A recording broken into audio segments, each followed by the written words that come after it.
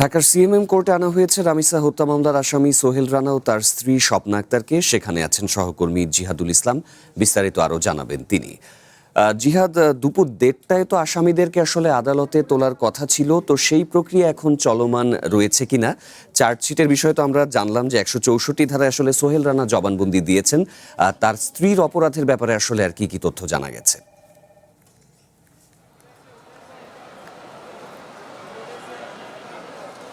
1:30টার দিকে সেই চার্জশিটটি দাখিল করার কথা থাকলেও সেটি কিন্তু এখনো পর্যন্ত হয়নি, কারণ মামলার যে তদন্ত কর্মকর্তা রয়েছেন পুলিশ সূত্রে আমরা জানতে পেরেছি তিনি সেটি প্রস্তুত করেছেন, কিন্তু এখনো পর্যন্ত দাখিল করার জন্য এজলাসে তিনি উপস্থিত হননি। এক্ষেত্রে রাষ্ট্রপক্ষের যিনি পাবলিক প্রসিকিউটর রয়েছেন তিনি এসে উপস্থিত হয়েছেন বেশ খানিকক্ষণ আগেই, এবং সকালেই কিন্তু যে প্রধান অভিযুক্ত রয়েছে সোহেল রানা এবং তার স্ত্রী দুজনকে কিন্তু নিয়ে আসা হয়েছে আদালতে, এবং তারা দুজনই আদালতে রয়েছেন।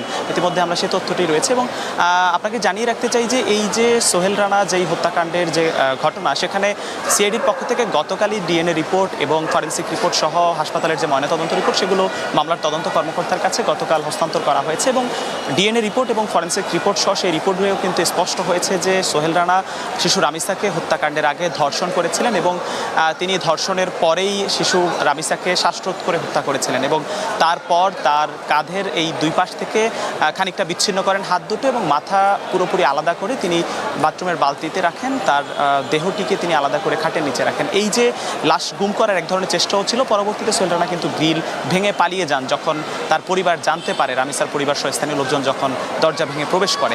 এই কার্যক্রমের প্রেক্ষিতে সোহেল রানাকে পরবর্তীতে যখন নারায়ণগঞ্জ থেকে গ্রেপ্তার করা হলো, তখন আদালতে তোলার পরে তিনি কিন্তু 160 করে স্বীকারোক্তি দিয়েছিলেন তখনই, এবং আজ আদালতে সেই চার্জশিট দাখিল হওয়ার কথা রয়েছে। এই যে রিপোর্টে যে বিষয়গুলো উঠে এসেছে এগুলোই আদালতে হয়তো আজ চার্জশিটে দাখিল করার যে কথা সেখানে হয়তো পেশ করা হবে, এবং এর পরপর আজই চার্জ গঠন হওয়া বা শিশু ট্রাইব্যুনালে যেই অভিযোগ গঠন হওয়ার কথা রয়েছে সেটিও আজকের মধ্যে সম্পন্ন হওয়ার কথা রয়েছে। কারণ এর আগেই আপনি জানেন যে আইনমন্ত্রী কিন্তু গতকালও বলেছিলেন, এবং এর আগে প্রধানমন্ত্রী এবং সালাউদ্দিন আহমেদ স্বরাষ্ট্রমন্ত্রী যখন গিয়েছিলেন রামিসার বাসায় কিন্তু দ্রুত বিচারের আশ্বাস দেওয়া হয়েছিল, এবং গতকাল আইনমন্ত্রী নোয়াখালীতে এক কর্মসূচিতে বলেছিলেন যে খুব দ্রুত আগে যদি এই চার্জশিট দাখিল এবং অভিযোগ গঠন নানা কার্যক্রমগুলো শেষ করা যায়, সেক্ষেত্রে ঈদের পরপর সেই